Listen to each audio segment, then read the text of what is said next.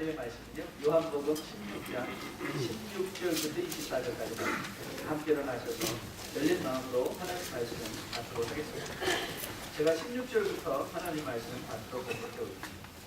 조금 있으면 너희가 나를 보지 못하겠고 또 조금 있으면 나를 보리라 하시니, 제자 중에서 서로 말하되 우리에게 말씀하신 바 조금 있으면 나를 보지 못하겠고 조금 있으면 나를 보리라 하시며 또 내가 아버지께로 가미라 하신 것이 무슨 말씀이냐 하고, 또 말하되 조금 있으면이란 하신 말씀이 무슨 말씀이냐, 무엇을 말씀하시는지 알지 못하노라 하거늘 예수께서 그 묻고자 함을 아시고 이르시되, 내 말이 조금 있으면 나를 보지 못하겠고 또 조금 있으면 나를 보리라 함으로 서로 문의하느냐. 내가 진실로 진실로 너희에게 이르노니 너희는 곡하고 애통하겠으나 세상은 기뻐하리라. 너희는 근심하겠으나 너희 근심이 도리어 기쁨이 되리라. 여자가 해산하게 되면 그때가 이르렀으므로 근심하나 아기를 낳으면 세상에 사람 난 기쁨으로 말미암아 그 고통을 다시 기억하지 아니하느니라. 지금은 너희가 근심하나 내가 다시 너희를 보리니 너희 마음이 기쁠 것이요 너희 기쁨을 빼앗을 자가 없으리라. 그날에는 너희가 아무것도 내게 묻지 아니하리라. 내가 진실로 진실로 너희에게 이르노니 너희가 무엇이든지 아버지께 구하는 것을 내 이름으로 주시리라. 지금까지는 너희가 내 이름으로 아무것도 구하지 아니하였으나 구하라. 그리하면 받으리니 너희 기쁨이 충만하리라. 네, 하나님의 말씀입니다. 우리가 성경 말씀을 읽다 보면 우리를 절망하게 하는 구절도 있습니다. 아니 어떻게 성경이 우리를 절망하게 합니까? 그런 구절들이 있습니다. 제가 예를 하나 들어볼까요? 우리 마가복음 9장 23절 같은 말씀. 예수께서 이르시되 할 수 있거든이 무슨 말이냐, 믿는 자에게는 능히 하지 못할 일이 없느니라. 물론 이 말씀은 믿음을 가지려는 자들에게는 참 귀한, 믿음만 가지면 믿는 자에게 능치 못할 일이 없습니다. 참 좋은 이 동기부여의 말씀이 될 수 있지만, 그러나 우리가 현실적으로 예수를 믿고 난 후에 수도 없이 감당하지 못했던 많은 일들을 떠올리게 된다면 정말 나 믿음 있는 거 맞아? 이 구절이 우리의 믿음 없음을 마치 정죄하는 것 같아서 우리의 마음이 얼마나 부담스러워지는지 그런 구절이 되기도 한다는 말이죠. 이런 종류의 구절이 오늘 우리가 본문을 정한 요한복음에도 등장하고 있는 것을 보게 됩니다. 여러분 24절을 한번 보실까요? 지금까지는 너희가 내 이름으로 아무것도 구하지 아니하였으나, 같이 읽어볼까요? 시작. 구하라. 그리하면 받으리니 너희 기쁨이 충만하니라. 구하라. 그러면 받으리니. 구하라. 그리하면 받으리니. 그러나 여러분, 우리는 현실적으로 숱한 밤을 주님의 이름으로 구하였음에도 불구하고 받지 못한 게 많지 않으십니까? 저만 그런가요? 여러분들은 그냥 없으신가요?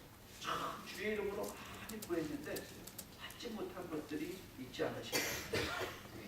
이번 일만 주님 해주시면, 주여 이번에만 잘해주시면 어떻게 목숨까지 드리겠습니다 라고 헌신했음에도 불구하고 안 됩니다. 여러분, 우리 현실은 우리가 구하는 대로 다 받지 못했습니다. 그러면 우리는 이런 질문을 던지게 되죠. 아니 무슨 까닭인가? 주님께서 분명히 당신의 이름으로 구하는 모든 것을 주시겠다고 말씀하셨는데 받지 못하면 무슨 까닭인가? 그래서 구해도 받지 못한 것들을 기억하며 때로는 우리의 믿음을 의심하기도 하고, 어떤 분들은 주님은 나만 미워해 하는 이런 피의식을 가지고 아무리 구해도 주님은 안 주시더라 라는 마음의 피의식을 가지고 신앙생활을 불평과 불만, 외로움, 몰입감 속에 하는 분들이 얼마나 많은지 모릅니다. 그래서 오늘 우리는 이 말씀의 의미에 조금 한번 딴지를 걸어보려고 해요. 과연 정말 이 말이 어떤 의미로 우리에게 다가와야 합니까? 여러분, 잠언 25장 11절을 보면 이런 중요한 말씀이 하나가 등장합니다. 경우에 합당한 말은 아로새긴 은쟁반에 금사바라. 경우에 합당한 말은 아로새긴 은쟁반에 금사바라. 그래서 우리가 주의를 기울여야 될 필요는 뭐냐면, 경우에 합당하다. A word fitly spoken. A word fitly spoken. 또 말을 했는데 경우에 합당하다는 것이죠. 여러분, 말을 잘한다는 것은 이 소리를 잘 내는 게 아니에요. 목소리가 좋은 게 말을 잘하는 게 아니라 상황에 합당한 말을 할 줄 압니다. 상황에 합당한 말. 이런 상황에 합당한 말, 경우에 합당한 말은 이 아로새긴 은쟁반 위에 놓여진 금사가, 이게 금상첨화라는 말이죠. 한국말로 한다면 금상에 첨화라. 금상에다가 마치 꽃을 더해 놓은 것 같은 금상첨화와 같다. 아로새긴 은쟁반 위에 금사가라는 표현인 것입니다. 근데 우리는 흔히 생각하기에 이 말이 말을 잘하는 것으로만 생각할 때가 많이 있습니다. 그런데 여러분, 경우에 합당한 말이라는 것은 단지 잠언은 말을 하고 있지 않을 뿐이지 경우에 합당한 말을 한다는 말의 이면에 전제하고 있는 것은 뭐냐면 말을 잘하는 것뿐만 아니라 말을 잘 듣는 것도 중요해요. 그 말을 경우에 합당하게 들을 줄 알아요. 여러분, 왜 한국 우리 사자성어 중에 동문서답이라는 거 있지 않습니까? 물은 바는 전혀 상관없이 엉뚱한 대답을 하는 거예요. 그게 뭐예요? 말을 잘못 들은 거죠. 그렇죠? 경우에 합당하지 듣지 못하고 동문을 듣고 서답을 하는 거예요. 그리고 경우에 합당하지 듣지 않는 경우에 또 하나의 사자성어 여러분 아시죠? 아전인수예요. 아전인수. 자기 논의 물대기라는 뜻인데요. 모든 말을 듣는데 다 자기한테만 유리하게 듣는 거예요. 자기한테만 유리하게 듣는 거예요. 그것도 경우에 합당하게 말을 듣는 게 아니죠. 경우에 불합당하게 듣는 거예요. 다 자기 중심으로만 말을 들어서 자기식으로만 이해하려고 하는 것, 이것도 경우에 합당하게 듣지 않는 것이죠. 여러분이 기도를 할 때, 지혜를 위해서 기도할 때 하나님 경우에 합당한 말을 하게 도와주세요. 이 기도만큼 중요한 게 뭐냐면 하나님, 제가 늘 이웃과의 관계 속에서 하나님과의 관계 속에서 경우에 합당하게 말을 듣게 도와주세요. 이것도 말을 잘하는 것만큼 중요한 거예요. 경우에 합당하게 말을 듣는 지혜. 마치 성경이 무슨 우리에게 주어지는 백지수표이냐, 어느 한 구절 뚝 껴가지고 나에게 유리에게만 적용해가지고 하나님한테 말씀 들이대고 하나님 이렇게 말씀하셨잖아요 라고 하나님 앞에 대들며 나가는 것, 여러분 경우에 합당하게 듣는 게 아닙니다. 이런 차원에서 우리가 큐티를 많이 장려하고 있지만 큐티는 유익하면서도 또 위험이 있는 거예요. 왜냐하면 이 나에게 주시는 말씀을 찾아가면서 많은 경우에 사람들이 아전인수격으로 하나님 말씀조차도 자기 상황에만 유리하게 적용하려고 그 말씀 찾다 보면 하나님의 말씀을 듣는 게 아니라 자기 말을 듣는 거예요. 자기 말을. 하나님의 말씀을 보면서 아전인수격으로 큐티를 하면 자기 말을 듣는 거예요. 내 말, 내가 하고 싶은 말을 성경을 통해서 들으면서 착각하는 거예요. 하나님의 말씀을 듣는다고. 그래서 큐티도 여러분 혼자 하는 게 아니라 공동체 안에서 하는 거예요. 공동체 안에서 큐티가 필요한 거예요. 공동체의 나눔. 그래서 여러분 하나 말씀만 하나 들어도 여러분 미량 기억하시죠? 미량 같은 영화. 그게 왜 잘못됐죠? 예, 남에게 피해를 준 사람, 이 가해자는요 절대로 우리 주를 사랑하듯이 나를 용서해 주세요 이런 말 하는 거 아니에요. 그 말씀을 잘못 적용하는 거예요. 가해자는 늘 어떤 마음을 갖냐면 눈에는 눈, 이에는 이, 내가 당신에게 이렇게 잘못을 끼쳤으니 내가 당신의 피해에 대해서 팔이 없습니다. 내 팔이라도 자르겠습니다. 이런 마음을 가지고 가는 것이죠. 그러나 피해자는 바로 주님께서 가르쳐 주신 그 말씀대로, 그러나 주님께서 원수도 사랑하라 하셨으니 내가 당신을 용서하고 사랑합니다 라는 말은 누가 해야 돼요? 피해자가 하는 말이에요. 피해자가 눈에는 이에니 나는 당신에게 반드시 보상을 받아내고 말 거야 하면 그거는 말씀을 아전인수격으로 적용하는 거에 불과하다는 거예요. 그래서 큐티도 공동체 안에서 해야 돼요. 그래야 우리는 이 큐티를 통해서도 하나님의 말씀을 듣지. 많은 사람들이 큐티 안에서 자기 말을 듣는 것, 그게 우리 신앙생활에 큰 저해가 되는 것을 보게 됩니다. 그래서 바울은 우리가 익히 알고 있는 대로 로마서 12장에서 늘 우리를 권면하는 거예요. 주의 백성들에게, 거듭난 주의 백성들에게 너의 마음을 새롭게 하여 이 세대를 본받지 말고 주의 선하시고 기뻐하시고 온전하신 뜻이 무엇인지 분별하라. 그 말은 뭐냐면 하나님의 말씀을 가까이 하면서 내가 이건데 네 말을 들으려 하지 말고 네 육신의 말을 들으려 하지 말고 하나님의 말씀을 들으도록 하라. 그게 큐티인 거예요. 하나님의 말씀을 듣는 거예요. 그게 경우에 합당하게 말을 듣는 거예요. 자, 오늘 우리가 이 본문을 바로 그런 차원에서 접근해야 돼요. 이 본문을 우리가 원하는 대로 듣는 것. 내가 다 구했는데 왜 안 주셨지? 라는 피해자의 차원으로 접근하는 게 아니라 도대체 주님은 이 말을 어떤 맥락에서 하셨는가? 주님께서 하신 말씀을 경우에 합당하게 들어야 돼요. 그래서 오늘 우리가 하려는 게 그거예요. 도대체 이 본문을 경우에 합당하게 들으면 어떤 의미로 우리에게 다가와야 되는가? 이 일을 위해서 우리는 먼저 본문의 정황을 여러분이 좀 파악할 필요가 있어요. 여러분 이미 알고 계신 대로 우리가 지난주에 보았던 것처럼 저 오늘 설교 잘하고 있죠. 왜냐하면 제가 지난주에 제 설교를 듣고서는 제가 왜 이렇게 소리를 질렀나 회개를 하고 제가 지난주 금요일부터 그냥 완전히 그냥 절제를 하고 있는 거예요. 어떤 분이 나가면서 목사님 답답하지 않으세요? 당신이 답답했나 봐요. 소리 안 지르는 저를 보고. 그래서 혹시 제가 이렇게 할 때 눈을 찌긋찌긋 해주시면 목사님 목소리 몰아가고 있어요. 알겠습니다. 그럼 제가 줄이도록 하겠습니다. 자, 우리가 지난주에 본 것처럼 지난주에는 제가 정말 마음이 답답했어요. 왜냐면 그 주님의 마음이 느껴졌어요. 야, 내가 너희에게 정말 많은 말을 하고 싶은데 너희들이 감당을 못한다. 이 주님이 외로움이 확 느껴지더라고요. 말하고 싶은데 말하지 못하는 그 주님의 마음. 그럼에도 불구하고 주님은 제자들을 포기하지 아니하시고 성령을 보내주셔서 계속해서 그들의 마음을 다루시고 교훈해주고 계신 거예요. 자, 우리 요한복음 16장 15절을 한번 같이 읽어볼게요. 그것이 우리의 시작점이에요. 16장 15절 같이 읽습니다. 시작. 너를 아버지께 이긴 것은 내 것이라.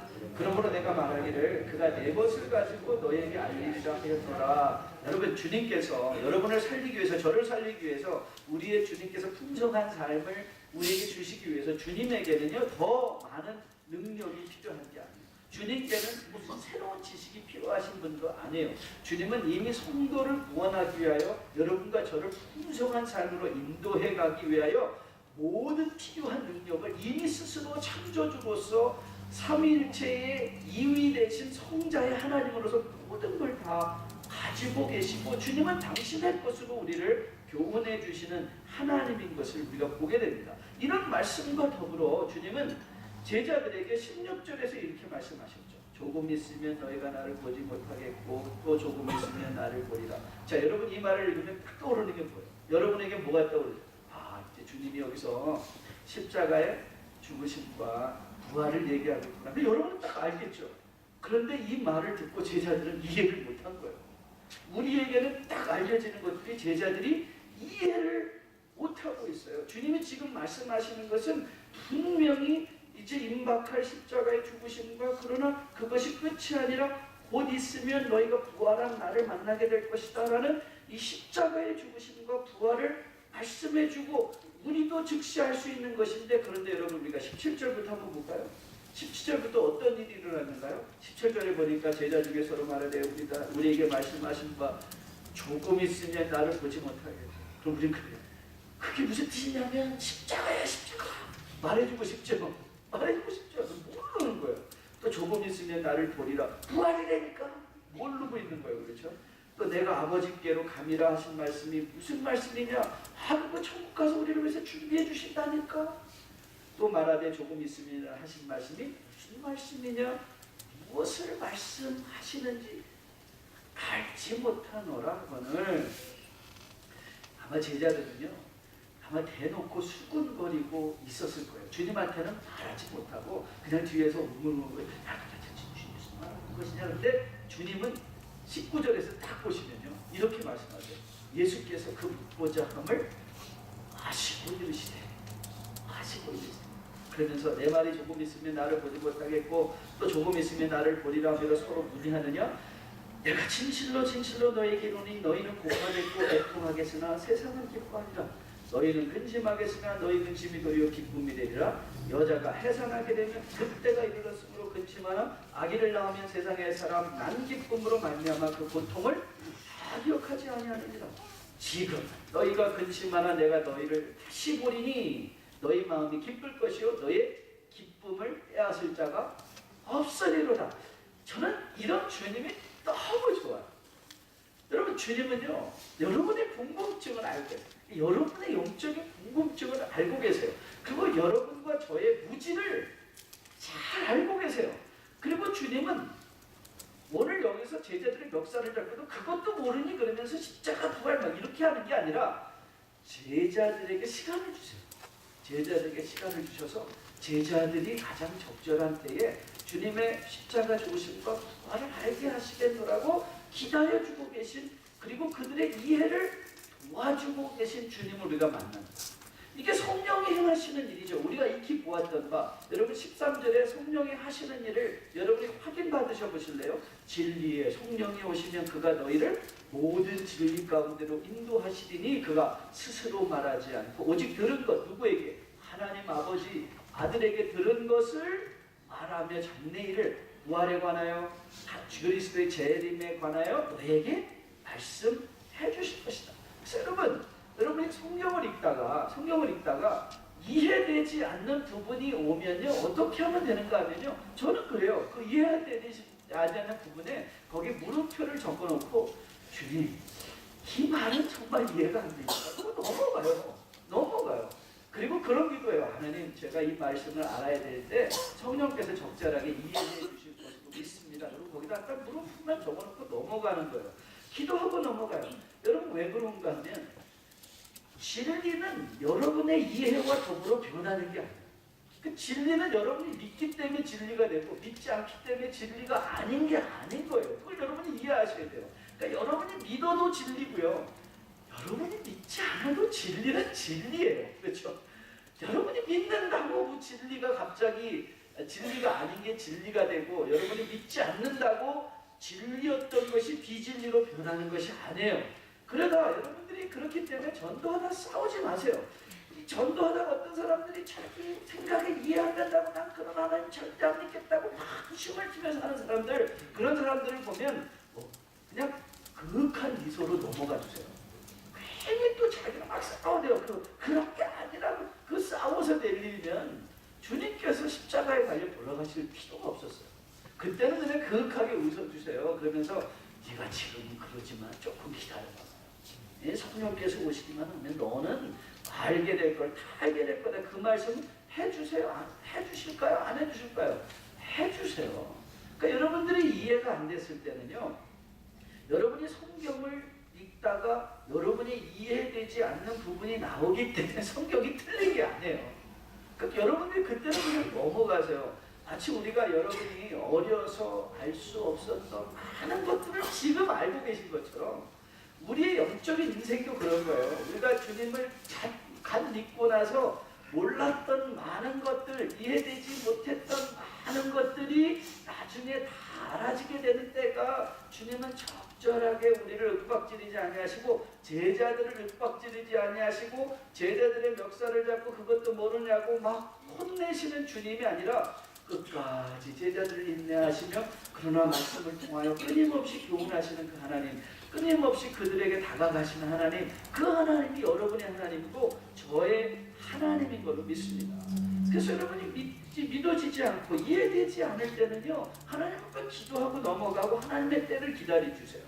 오늘 본문에서 주님은 제자들에게 십자가의 죽음과 부활을 다시 설명해 주시죠. 그런데 주님은 그 표현을 디렉트한 표현, 직접적인 표현을 쓰지 아니하시고 간접적으로 계속해서 돌려서 말씀해 주고 계셔요. 주님께서 십자가에 돌아가실 때에 제자들은 곡하고 애통할 것이고 세상은 기뻐할 것이라고 말씀하고 있어요. 그런데 그 근심은 잠정적일 것이다. 십자가의 죽음과 더불어 이미 주님은 부활에 대한 확신적 교훈을 우리에게 주시면서 오히려 우리가 궁극적으로는 기뻐하게 될 것이다. 제자들 너희가 궁극적으로는 기뻐하게 될 것이다. 곡하고 애통하는 것은 힘든 일이지만 그 고통은 해산하는 여인의 고통과 같이 잠정적인 것이고 사람 난 기쁨, 부활, 생명의 기쁨이거든요. 이 사람 난 기쁨이라는 것은 바로 생명의 기쁨, 생명의 기쁨이 우리 가운데 물밀듯 올 때 그 기쁨을 감당할 것이 없다. 그 말씀을 해주고 계십니다. 자, 왜 오늘 우리가 여기까지 이 정황을 자세히 살펴야 되는가 하면 이제 여기서 이 기쁨이라는 단어가 24절의 말씀을 합당하게 듣는 열쇠입니다. 그러니까 이 기쁨을 구하라 그리하면 받으리니 너희 기쁨이 충만하리라. 그 기쁨을 앗아갈 자가 없다 했잖아요. 그래서 구하면 받으리라 라고 했을 때 그 구하고 받는다는 것이 궁극적으로 우리에게 무엇을 가져오는 것이라고요? 기쁨을 가져오는 거예요. 기쁨. 그럼 그 기쁨이 뭐하냐? 그 기쁨. 여러분, 많은 경우 부모님들은요, 자녀들에게 필요한 것을 해주지, 원하는 것을 해주지 않습니다. 그렇죠. 여러분들도 그렇지 않습니까? 여러분, 내일이 시험인데 자녀가 부모님에게 전화를 걸었어요. 엄마, 아빠, 오늘 친구가 파티를 하는데요. 저 거기 가도 되죠? 거기서 술도 좀 먹고, 이제 폴라드 마리아나도 이제 합법화 됐으니까 마리아나도 조금 피고 재미있게 놀다가 새벽 3시쯤 들어갈게요. 그럼 여러분 중에 어떤 부모가 그래 가서 재미있게 놀다 와라 그럴 부모가 어디 있습니까? 이런 아이들은 아주 그렇다고 때리지 마십시오. 또 우리 정복수가 때리라고 그랬어요. 그런 거 안 됩니다. 그런 말 안 해야 됩니다. 그런데 또 부모님이 이렇게 말할 때도 있어요. 너무 어이가 없으니까 그래? 야, 네 맘대로 해. 그랬더니 자녀들이 엄마가 내 맘대로 했대. 그러고 가는 거예요. 또. 그런 경우도 있어요. 자녀들이 미숙한 거죠. 그렇죠? 여러분, 그래서 그가 파티에 갔다고 칩시다. 그래서 그가 가서 재밌게 놀았어. 왜 재미없겠어요? 술 마시고 댄스하고 마리아나 피고 얼마나 재밌겠어요. 그런데 여러분, 그 재미가 기쁨인가요? 그 재미가 기쁨이던가요? 아니에요. 이 뻔한 것과 조이는 다른 거예요. 재미있다는 것과 기쁨과는 다른 거예요. 분명히 이 아이는 시험지 앞에 두고 그때 엄마 말 듣고 가지 마라 공부했어야 되는데 후회할 거예요. 아니, 시험 볼 때가 아니라 지가 이제 애 낳아서 지혜가 엄마한테 나 놀러 가도 돼요. 그때 걔를 야단치면서 그때 나도 엄마 말 듣고 그러지 말아야지. 내 인생이 이렇게 보이지 않았는데 그럴 때가 올까요? 안 올까요? 반드시 올 거예요. 반드시 올 거예요. 여러분, 내가 지금 잠정간에 누리는 재미는 그건 기쁨일 수가 없는 거예요. 재미와 기쁨은 다른 거예요. 자, 그러면 여러분 이 본문의 감이 좀 잡으시나요? 이제 경우에 합당하게 듣는다는 말에 감이 잡히시나요? 구하면 그리하면 받겠다. 구하라 그리하면 받을 것이다 라는 말씀에는요, 제대로 하나님의 원하시는 대로 구하라는 것이 거기에 숨겨져 있어요. 하나님이 구하라 하신 것, 너희에게 필요한 것, 너에게 영적 기쁨을 가져올 수 있는 걸 구하라는 거예요. 여러분에게 묻고 싶습니다. 여러분들이 수도 없이 많은 밤을 그리스도의 이름으로 구했음에도 불구하고 받지 못한 것들 한번 상상해 보십시오. 여러분에게 감히 묻고 싶습니다. 여러분은 과연 정말 하나님의 뜻대로 기쁨을 중심으로 여러분들은 물으셨는지, 이 말씀을 경우에 합당하게 들어 하나님이 그렇구나, 나에게 기쁨이 되는 것을 구하면 하나님은 반드시 주시겠노라고 하셨구나, 그 말씀을 이해하고 계십니다. 자, 그러면 우리는 이제 이런 질문으로 들어가야 돼요. 그럼 도대체 우리는 어떻게 제대로 구할 수 있을까? 여러분이 가장 먼저 기억해야 될 것은 뭐냐면요, 여러분이 제대로 구하는 인생, 그러니까 여러분들의 자녀들에게도 자녀들을 위해서 기도할 게 딱 한 가지예요. 여러분의 자녀들이 이 한 가지만 알면 이 인생을, 그들의 인생을 살아가면서요, 부모가 다른 거는 걱정하지 않아요. 뭘 알아야 되는가? 뭘 알아야 여러분이 인생에 제대로 구할 수 있는가? 구하는 대로 받을 수 있는 능력을 소유되는가? 십자가와 부활을 하셔야 됩니다. 그러니까 여러분의 자녀들을 위해서 기도할 때 자녀들이 여기서 소리를 질러야 되는데 처음을 내니까요. 여러분의 자녀들이 십자가와 부활을 알아야 제대로 구할 수 있어요. 그 인생의 모든 것을 제대로 구해요. 구하는 대로 받을 수 있는 능력을 그 아이들이 갖게 돼요. 여러분, 그것이 바로 21절 말씀입니다. 여자가 해산하게 되면 그때가 이르렀으므로 근심하나 아기를 낳으면 세상에 사람 난 기쁨으로 말미암아 그 고통을 다시 기억하지 않아. 지금은 너희가 근심하나 내가 너희를 다시 보리니 너희 마음이 기쁠 것이요 너희의 기쁨을 뺏어갈 자가 없으리라. 여러분, 제가 지난해 중국을 방문했을 때 짝퉁 시장을 가봤어요. 장난이 아닙니다. 저는 캄보디아 짝퉁 시장이 좋은 줄 알았어요. 이거 완전 백화점 저리 가라 수준이었고요. 그 질도 얼마나 좋았는지. 그런데 거기서 불과 몇 블락 떨어지지 않은 곳에 정품 매장이 있더라고요. 그런데 좀 이상해요. 아니, 짝퉁 시장을 저렇게 내놓고 팔고 또 여기에 정품 시장이 있는 거는 또 무슨 뜻인가? 근데 저를 안내한 분이 이렇게 말씀해 주시더라고요.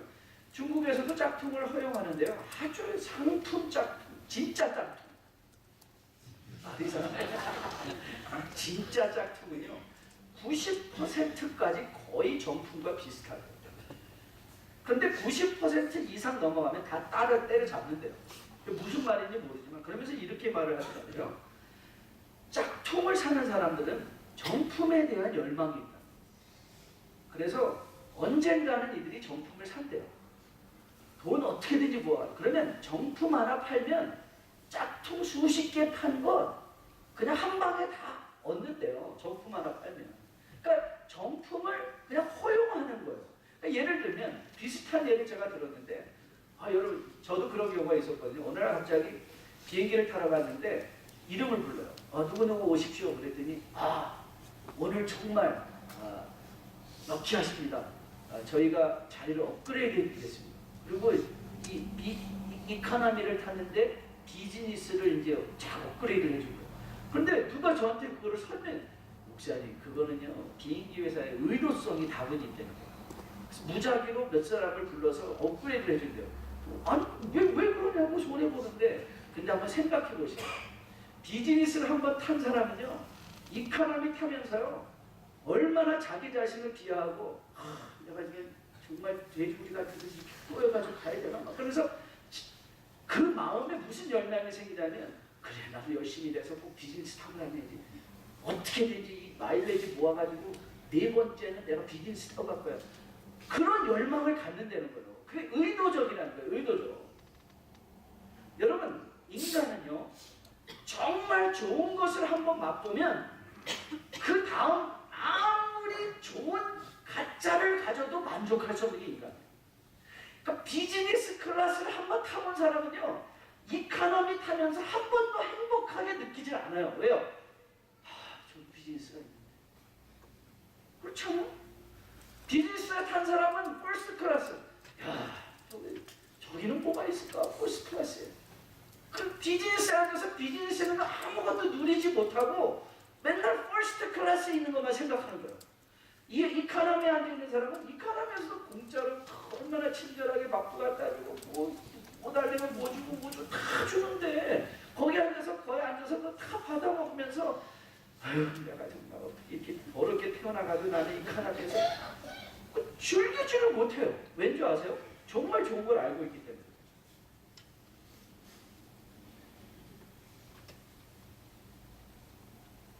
여러분, 성도가 정말 좋은 게 뭐예요? 그리스도의 십자가의 죽으심과 부활이잖아요. 그렇죠? 그리스도의 십자가와 부활을 알면 여러분, 인간은 이 땅에서 뭘 구해야 되는지를 알아요. 제가 증명해 드릴까요? 바울이 이렇게 말했습니다.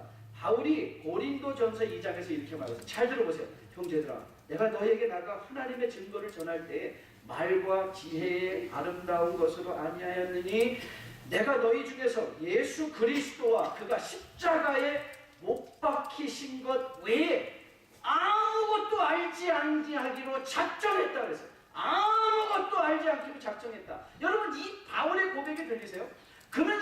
십자가의 죽으심, 부활하신 예수 그리스도를 만나봤더니 그가 무슨 스카이니 하바드니 그 모든 것이 얼마나 의미 없는가. 그래서 그는 말하죠. 나는 그 모든 것 배설물로 여긴다.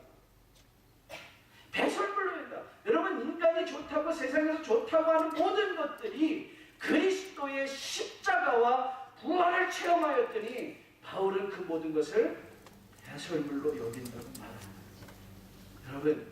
여러분 신앙생활하면서 뭐 기도해야 되는지 아세요? 하나님, 나 부활의 기쁨 체험하게 도와주세요. 저 십자가 죽음의 놀라운 은혜를 체험하게 해주세요. 여러분 기도 제목 그거 하나만 족하신 거예요. 여러분이 그거 하나만 제대로 알고 있고, 여러분 인생에 십자가 하나만 제대로 알고 있고, 여러분 인생에 그리스도의 부활 하나만 제대로 알고 있어도 여러분은 세상에서 뭘 구해야 될지 알아요. 물질을 왜 구해야 되는지 알고요. 왜 건강해야 되는지를 알고, 왜 자녀들이 공부 잘해야 되는지를 알아요. 그런데 십자가의 죽으심과 부활하심이 없이는요, 우리가 구하는 모든 것들이 잠정적인 재미를 위한 구함밖에 안 돼요.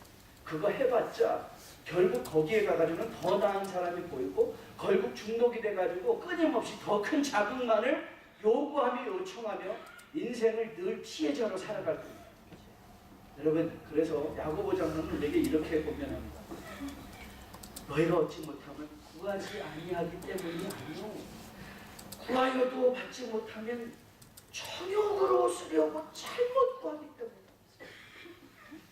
우리가 왜 구했는데 받지 못했는가? 기쁨을 위한 것이 아니라 그리스도의 부활과 그리스도의 십자가의 죽으심이 아니라 정욕을 위하여 구했더니 받지 못했다. 여러분, 잘못 구해서 받으면 어떤 일이 일어나는지 아십니까?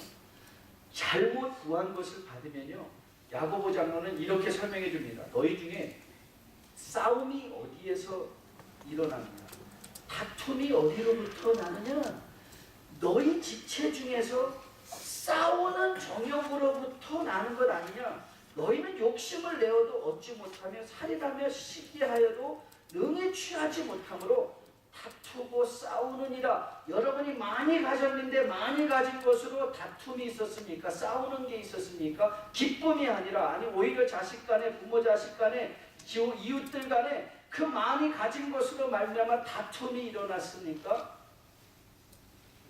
야고보 장로는 말하는 기쁨이 모티베이션이 아니라, 그 기쁨이 뭐라고요? 네, 십자가의 그리스도의 죽으심과 부활이 동기부여가 안 된 것이다. 왜 받지 못하는가? 여러분, 저는 그래서 여러분에게 감히 보면, 여러분 기도 제목 거창하게 많이 가진 건 없습니다. 여러분들이 항상 매일 잊지 말고 기도해야 될 것 맞습니다. 여러분의 필요를 위하여 기도할 것 물론 있습니다. 그러나 그 모든 필요의 기도를 아뢰기 전에 딱 한 가지만 주님 앞에 기도하십시오. 하나님, 저로 하여금 십자가를 알게 해주십시오. 하나님, 저로 하여금 부활의 영광을 알게 도와주세요. 여러분이 이 십자가와 부활의 영광을 알면 그 다음은 정리가 돼요. 뭘 구해야 되는지, 어떻게 구해야 되는지, 어떻게 인간들과 관계해야 되는지, 뭐를 가져야 되는지, 뭘 용서해야 되는지, 뭘 내가 용서를 받아야 되는지, 십자가와 부활을 알면 정리가 됩니다.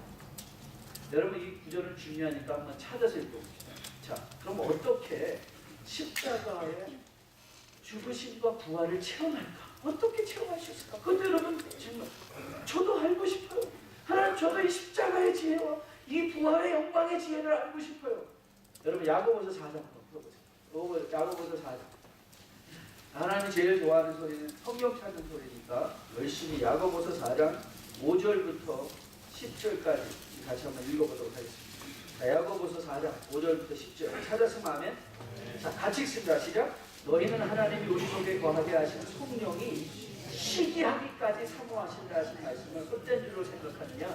그러나 더욱 큰 은혜를 주시나니 그러므로 일렀으되 하나님이 교만한 자를 눌러주시고 교만한 자에게 은혜를 주신다 하였느니라. 그런즉 너희는 하나님께 복종할지어다. 마귀를 대적하라. 그리하면 너희를 피하리라. 하나님을 가까이 하라. 그리하면 너희를 가까이 하시리라. 죄인들아 손을 깨끗이 하라. 두 마음을 품은 자들아 마음을 성결하게 하라. 슬퍼하며 애통하며 울지어다. 너희 웃음을 애통으로 너희 즐거움을 근심으로 바꿀지어다. 주 앞에서 낮추라. 그리하면 주께서 너희를 높이시리라. 여러분 이 말이 뭐예요? 오늘 이 야고보 장로의 본면을 한마디로 요약하면요, 성령을 신뢰하라. 성령이 어떤 분이라고요? 시기하기까지 우리를 사모해 주시는 분이에요. 그러니까 여러분들이 주 안에서 거룩하게 되는 것은요, 성령이 하실 일이에요.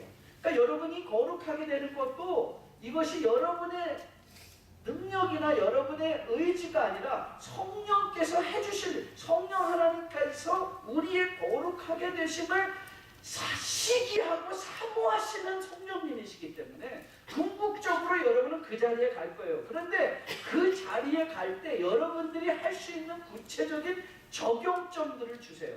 물론 성령이 하세요. 그러나 그 일에 여러분들이 이런 성도의 삶의 적용점을 가지고 성령과 함께 일하신다면 여러분들은 그 기쁨을 더 속히, 더 많이, 더 풍성하게 여러분의 삶에서 누리게 될 수 있다는 거예요. 그게 뭐라고요? 예, 오늘 여기서 나오는 말씀들이에요. 겸손한 자에게 은혜를 주십니다. 여러분, 우리는요, 예수를 믿는 순간에 우리 안에 두 가지 소리가 막 들려오기 시작합니다. 그 두 가지 소리. 그래서 바울은 그 두 가지 소리를 이렇게 말을 했습니다.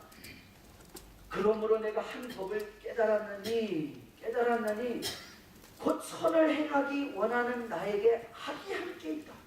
내 속사람으로는 하나님의 법을 즐거워하되 내 지체 속에서 다른 한 법이 내 마음의 법과 싸워 내 지체 속에 있는 죄의 법으로 나를 사로잡는 것을 보는도다. 오호라, 나는 공고한 자로 나로 마주치잖아.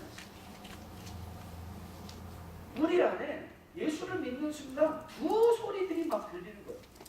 그런데 그 두 소리 중에 성령은 궁극적으로 우리로 하여금 성령의 음성을 듣게 해주신다는 거예요. 그게 성령이 시기하기까지 우리를 사모하심으로 말미암아 결국은 거룩한 자리에 들어가게 될 것이라는 거예요. 그런 성령의 역사를 이해하면서 야고보 장로는 권면하는 것이죠. 뭐라고 권면하라고요?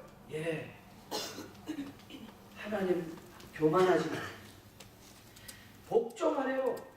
마귀를 대적하래요. 하나님을 가까이 하래요. 손을 깨끗이 하시래요. 마음을 성결케 하시래요. 주 앞에서 여러분을 높이려 하지 말고 낮추시래요. 애통하고 근심하시래요.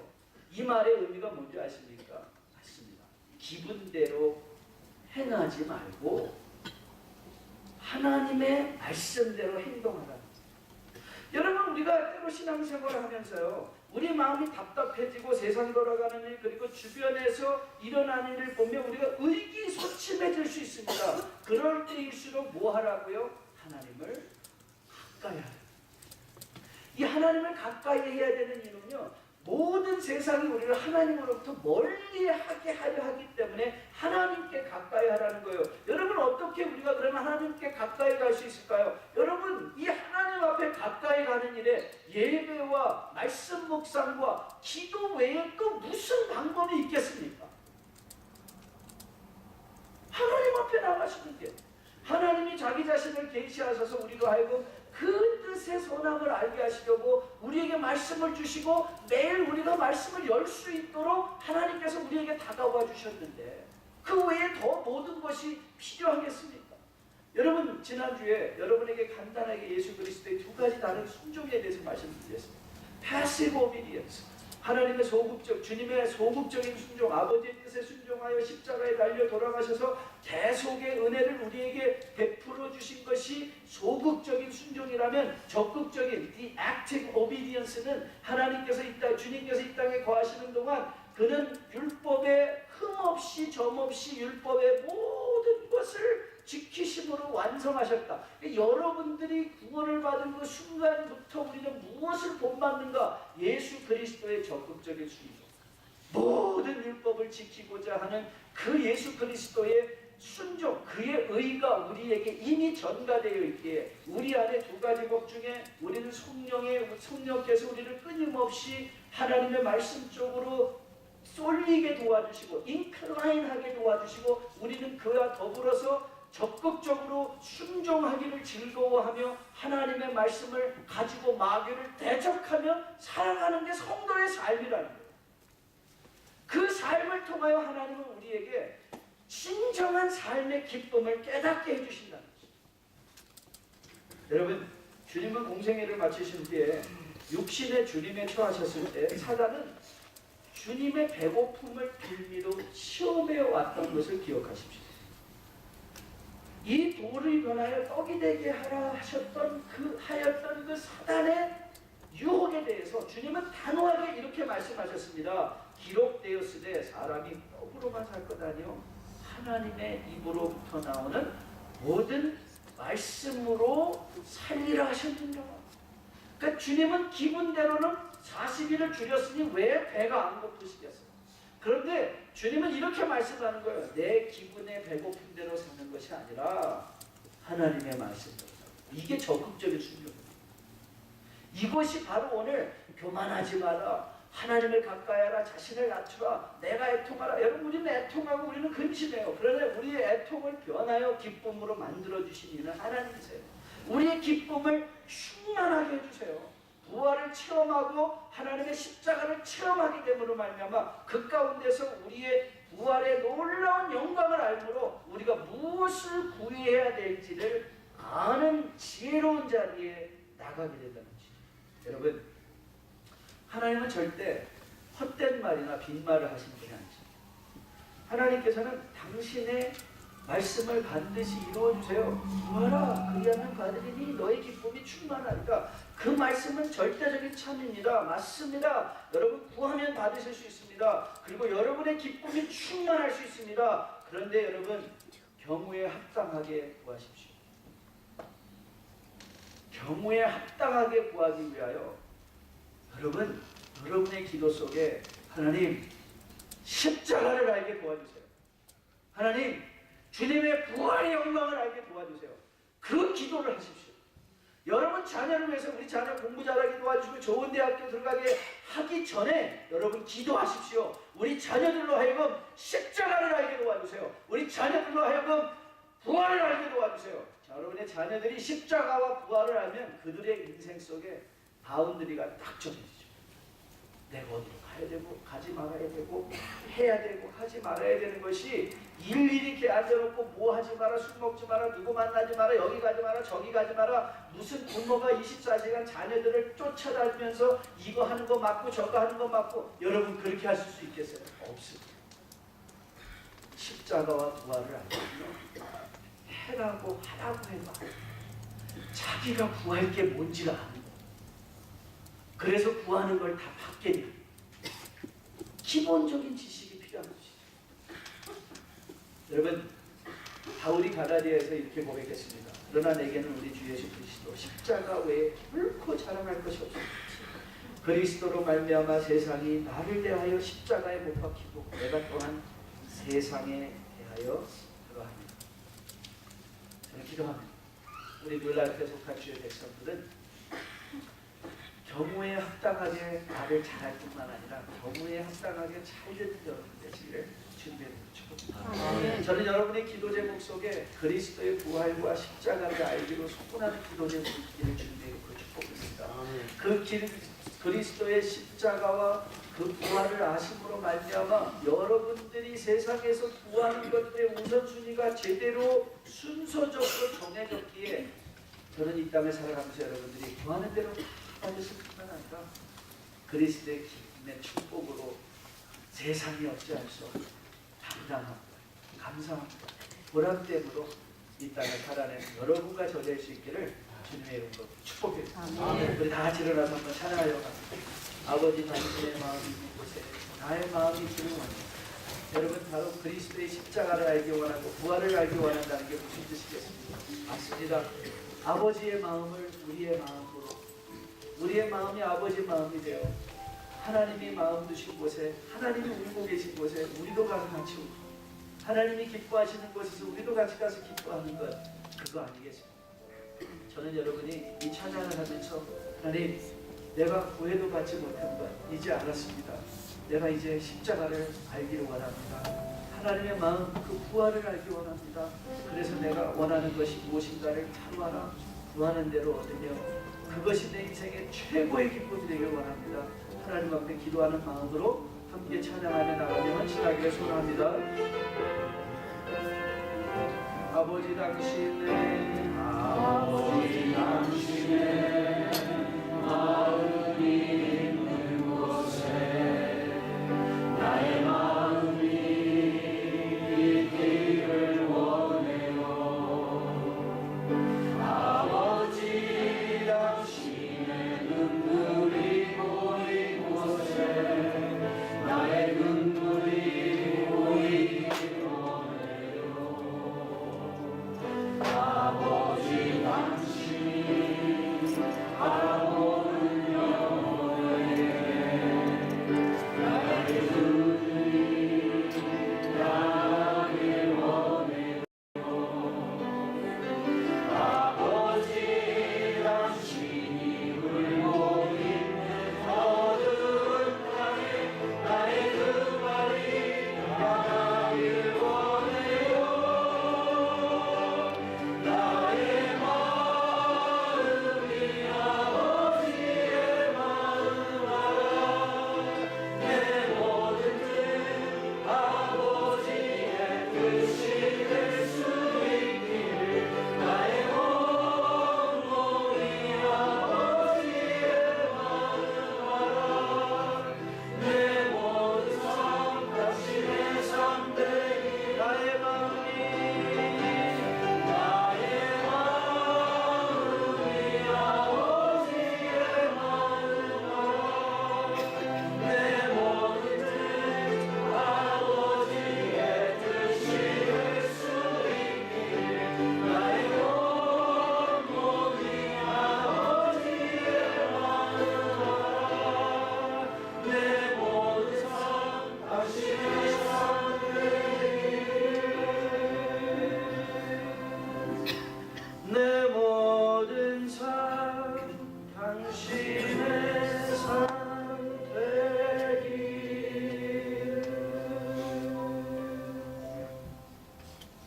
하나님 그렇습니다.